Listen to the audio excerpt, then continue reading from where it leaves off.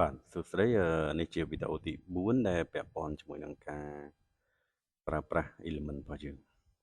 អញ្ចឹងដើម្បីចូលទៅប្រើប្រាស់ element យើងអាចនិយាយថាធាតុបើយើងបកថាធាតុ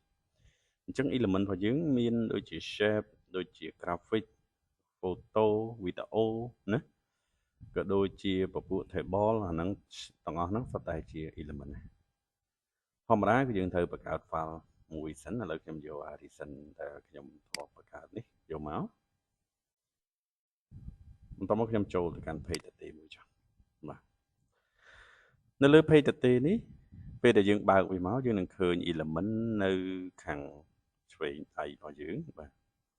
យើងចុចនៅលើ element ហ្នឹងមកវាចេញផ្ទាំងមួយនេះអញ្ចឹងបើសិនបើយើងមើលមួយ plate យើងឃើញកន្លែងនេះមាន shape មាន frame មាន shadow មានហ្នឹងសុទ្ធតែជាប្រភេទ element ដែលយើងធ្លាប់ search ធ្លាប់រកឬក៏ជាប្រភេទ element ដែលវាមានស្រាប់ដែលយើងអាចចុចនៅលើហ្នឹងដើម្បីធ្វើការរកវាបានអញ្ចឹងកន្លែងនេះ recent use មានន័យថាជា element ដែលយើងទើបនឹងយកមកប្រើ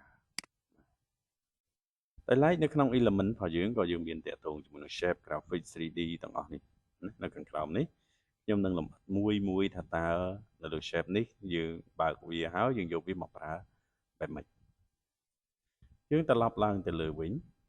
ប្រសិនបើយើងចង់បាន element អ្វីមួយឬក៏យើងចង់បានរូបភាពអ្វីមួយយកមកដាក់នៅក្នុង poster របស់យើងឬក៏នៅក្នុងទាំង design របស់យើងហ្នឹងគឺយើងត្រូវ search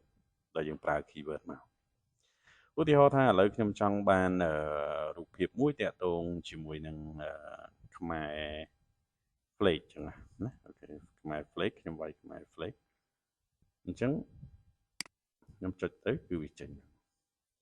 ទាំងអស់នេះសុទ្ធតែជាខ្មែរ flag របស់យើងហើយវាលីសពពួកនេះជា graphic ហ្នឹងមាន design គេ design មកហើយពពួកនេះជា photo ដែលគេអាចថតមកហើយនេះជា video បើសិនបើយើងចង់បានយើងអាចចុច category វាមួយនៅខាងលើនេះបានយើងចុចជា graphic វាមានមកបែបនេះច្រើននឹងយើងមើលទាំងអស់ហ្នឹងហើយបើសិនបើយើងចង់បានប្រភេទ color ថែមទៀតយើងអាចចុចនៅ color នេះណាលីគ្នាហើយឃើញវាថាអត់មាននេះដោយសារតែទង់ជាតិរបស់យើងហ្នឹងវាច្រើនវាមានតែពណ៌សពណ៌ខៀវនិងពណ៌ក្រហមតែបើសិនបើយើងយកពណ៌ yellow នេះវាអត់មានអញ្ចឹងខ្ញុំបិទវាវិញខ្ញុំបើខ្ញុំចង់បាន photo ខ្ញុំអាចចុចលើ photo អញ្ចឹងនេះតែជារូបភាពទាំងអស់ដែលគេថតយកមកគេហើយគេ upload ចូលនៅក្នុងelement របស់យើង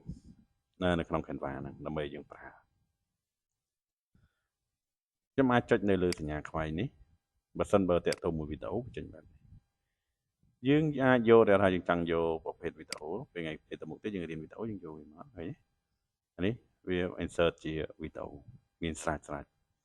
អញ្ចឹង element នៅក្នុង Canva នេះណាគឺវាមានច្រើនមែនទែនបាទ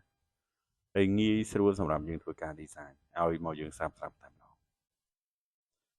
ពេលដែលយើងបានរូបភាពទាំងអស់ហ្នឹងឧទាហរណ៍មួយណាខ្ញុំយក graphic ចោះខ្ញុំយករូបទង់ជាតិមួយនេះខ្ញុំលុបវីដេអូចោលខ្ញុំចុចនៅលើទង់ជាតិនេះមកធ្វើការប្រិចព្រមវាអញ្ចឹងតាក់ទងជាមួយនឹង option bar គឺវាចេញទៅតាមប្រភេទរូបភាពរបស់យើងប្រព័ន្ធដូចមិញអញ្ចឹងបើសិនបើយើងចុចនៅលើវីដេអូphoto ហើយយើងដាក់វាចូលអញ្ចឹង option bar វាចេញជាប្រភេទវាមាន remove background វាមាន eraser វាមានពណ៌ណាវាមានក៏ដូចជាបន្ទាត់ស៊ុំអីចឹងទៅកែតែខ្ញុំធ្លាប់បានបញ្យល់ទាំងអស់នេះបាទវាមិនជាខុសគ្នាច្រើនទេយើងអាចធ្វើការចុចនៅលើវាណាប្រើនៅលើវាទៅលើប្រភេទ object នីមួយៗចឹងវីដេអូនេះខ្ញុំសូមណែនាំប៉ុណ្្នឹងសិនតាក់ទងជាមួយនឹងការប្រើប្រាស់element វីដេអូបន្តទៀតយើងនឹងពន្យល់តាក់ទងជាមួយនឹងការប្រើប្រាស់ធាតុរបស់វាមួយ shape graphic 3D តើគេប្រើបែបម៉េច